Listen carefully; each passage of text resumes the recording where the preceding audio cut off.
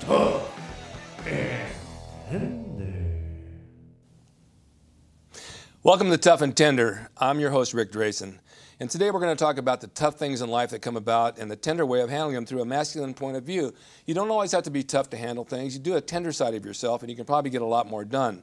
So today we're going to take the tender side and find ways to solve solutions that happen in everyday life with marriages, with couples, with families, with kids, with people on the street. You name it, there's always a challenge, there's always a tough side to handle something, and there's always a tender side.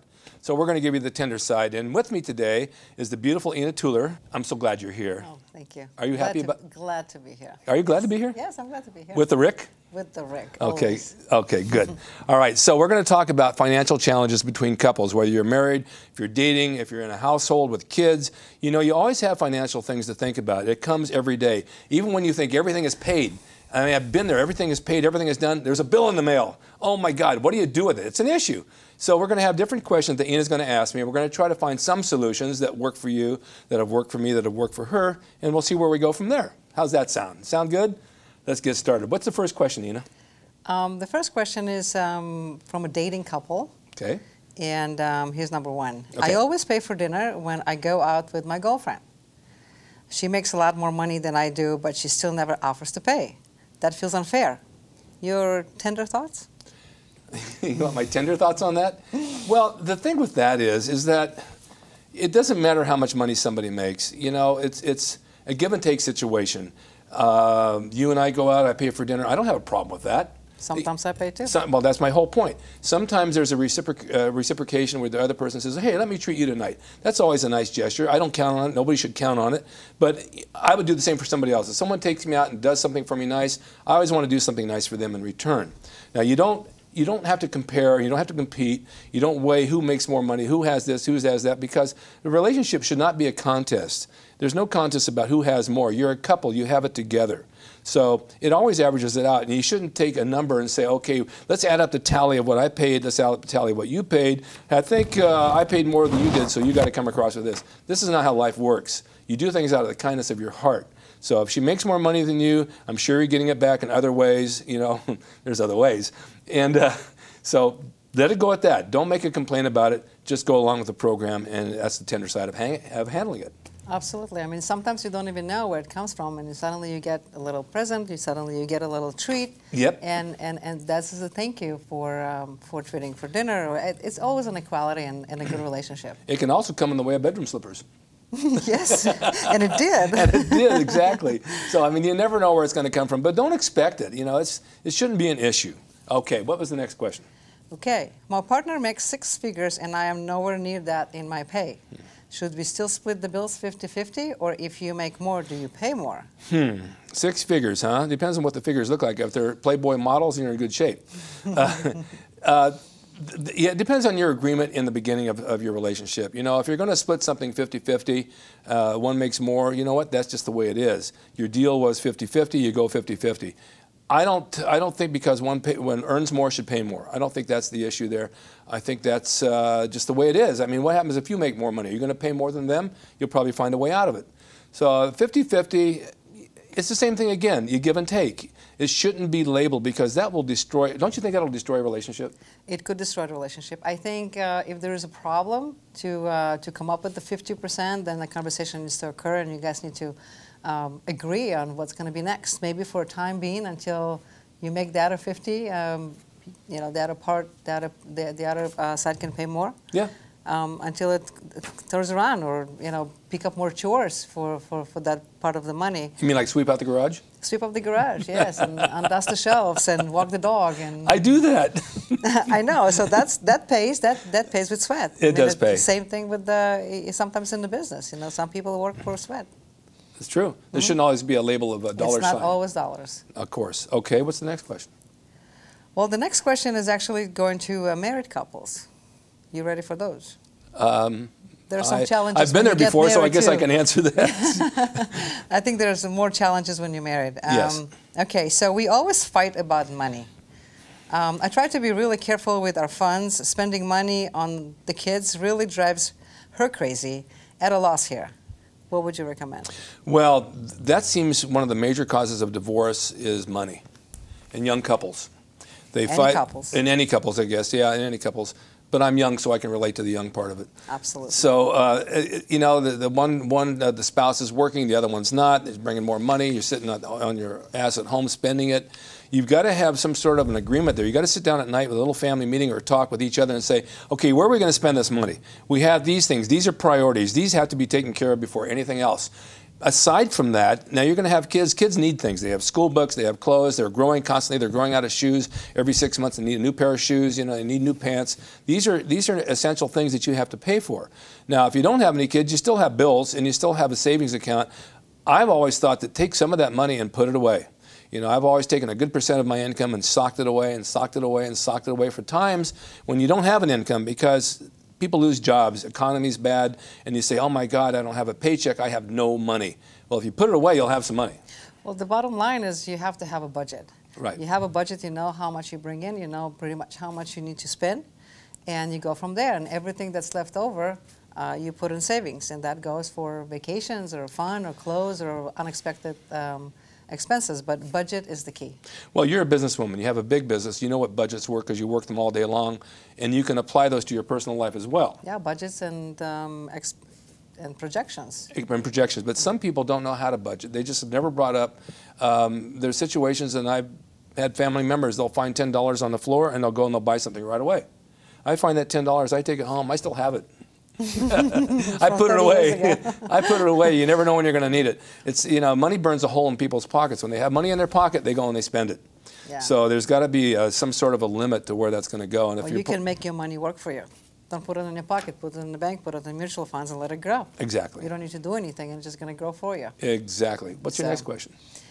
My husband is a tightwad. Is that a word? Yeah, it's a tightwad. Okay. I know he works hard for his money, but he always seems fearful that he doesn't have enough. How do I help him get past this? I love him very much. I don't think that's a fault, you know, of him. I think that when you're brought up, I was brought up a certain way that I put money away. I saw my parents had some, and then as I saw my mom get older, she didn't have much, and she liked to live very meagerly because she was afraid she wouldn't have any. So it kind of instilled in me to always put money away, put money away, put money away, and I wouldn't spend it. I wouldn't buy myself something. If I saw it, I'd go back 3 times and look at it, and I think, do I really need it? And I'd talk myself out of it. And my son does the same thing. Now I've learned to enjoy myself a little bit more and spend money on things that I want and that I know I need. I won't blow it on stupid things, but I'll buy things that are functional and things that I want to use. So, I mean, I don't know if he's being a tightwad. I think he's probably more conservative, thinking about what about down the road? If I don't have it and put away, I won't have anything. And, you know, you got to think of the future, because the future, like Willie Nelson said, I have a wonderful future behind me. It passes you up, and then you have nothing. So being a little tight is one thing. Being cheap and stingy is bad. You don't want to be that. You still got to go out and spend and enjoy, but be a little tight on some things and put them away. What do you think? I think you need to be careful with your money. Yeah. I think, you know, the fear of not having enough, it could come from the past. Yeah. Maybe someone come from not having it at all. Right. So the fear is, oh my gosh, what happens if I don't have it again? Exactly. And I understand that. So just be smart with your money. Put the money where it's safe, and then take the other part and enjoy yourself. Yeah. So I agree. I agree with that one. I agree with you. Well, great. Okay. We agree to agree. Yes, we do. Okay. And the next? But friendship, even in friendship, financial matters can be an issue. So there's a couple of questions there. My friend asked if I would co-sign a car loan for him. I love him dearly. We've been friends for 10 years, but it makes me uncomfortable. What do I do? Don't sign it. I'll tell you why. Because when you have friends and you co-sign or you loan them money, you lose your money and you lose your friendship.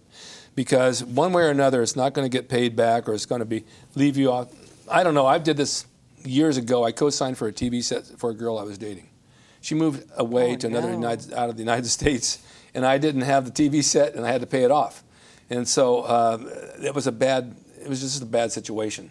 So co-signing for somebody, you know, even family members, you don't know. They're going to leave you hanging sometimes, and it's scary. Unless you're, you know, they're an honorable person. I'm honorable. I borrow something, I pay it back. Some people don't. They have intention, but they get caught behind the paycheck. They don't have the money this month. They don't have the money next month. And pretty soon, I've had somebody owe me money for 4 years now that I did for training somebody. I'll never see it. I know it's not going to happen. So you got to kind of be concerned about who you're going to deal with, because good friends, they have good intentions, but I wouldn't do it. Not only that, I mean, sometimes you sympathize with a friend, you sympathize with the family, right? And then you kind of feel uncomfortable to ask for that money. Yeah. So you kind of, losing it twice. Yeah, exactly. You're responsible, but you're never going to get it back, and you kind of feel uncomfortable to do that. Right. So maybe rather not do it. Yeah, in rather the first not place. do it. Exactly. What's your next question? It's what you call tough love. Tough love, yeah. That's the tender side of tough love. My best friend is always asking to borrow money. She usually pays it back, and when she doesn't, I'm sure she just forgot. I'd rather just not be in that situation. How should I handle it? Well, I would tell your friend that, we have a good friendship, but every time you ask to borrow money from me, it puts me on the defensive, because I need money too. I have my own bills to pay, and if I loan it to you and I don't have it, then I can't pay what I have to do. Then I have to go borrow from my friend, and then my friend has to go borrow from another friend, and that friend has to borrow from another friend. But she always pays back. Yeah, but how long does it take? That's the question. She pays back, and then she asks for more. And asks for more. So I would find out why she needs the money, what it's going to, what kind of cause it could be going to something that it shouldn't be going to, and you don't want to support some bad habits. So I'd find out first where it's going, because it could be going to drugs or alcohol or somewhere that's not the type of place you want to put money into. Am I right? You're right. Also with friends, you can actually sit down and educate them how to treat money, so you don't have to borrow money. Yes. How do you? And you've done this. I've done it. I've Yeah. helped my employees to put their finances back together, and we've gone through, paying back and checking interest rates and where to put money first and how not to get into that big hole that you can get out of it. Right. And it's a matter of educating and helping and teaching others to do the math. It's simple, actually. Yeah. Well, if they don't know, it's good to lend a hand and help them. Absolutely. I think that's the best help you can give them. Exactly. Is to teach them how to handle money. Yeah. I like to involve, I have all my money invested in cash. That way I always have an eye on it. Are there any more questions? No, there are no more We questions. actually went through all those questions? Well, I'll be darned. Well, okay, I have a tip of the week. Keep your money where you can handle it. Now, my tip is... Where you have control over it. Where you have control, yeah. When you have a paycheck come in, take a certain % of that and put it away. Always put it away every week. You'd be surprised at the end of the year how much money you actually saved up. And don't dig into it. It's there, and it's there for your use if you need it in case of an emergency. Like we say, rainy days. We have one coming tomorrow. So I have money tomorrow to eat lunch just in case it does rain. Many in California. Yeah, it doesn't rain in California. So my tip is put your money away.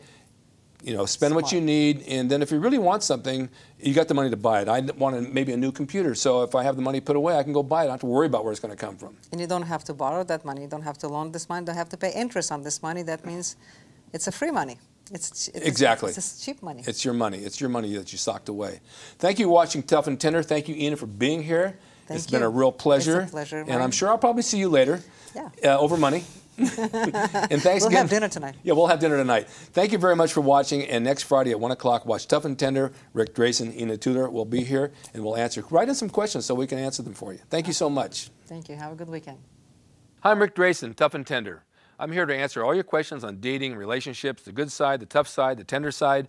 Every Friday, 1 p.m. on emPOWERme.tv. I'd love for you to subscribe. I'll be here. We'll be discussing relationships and dating and all the good, the bad, the pitfalls, and the ugly of it.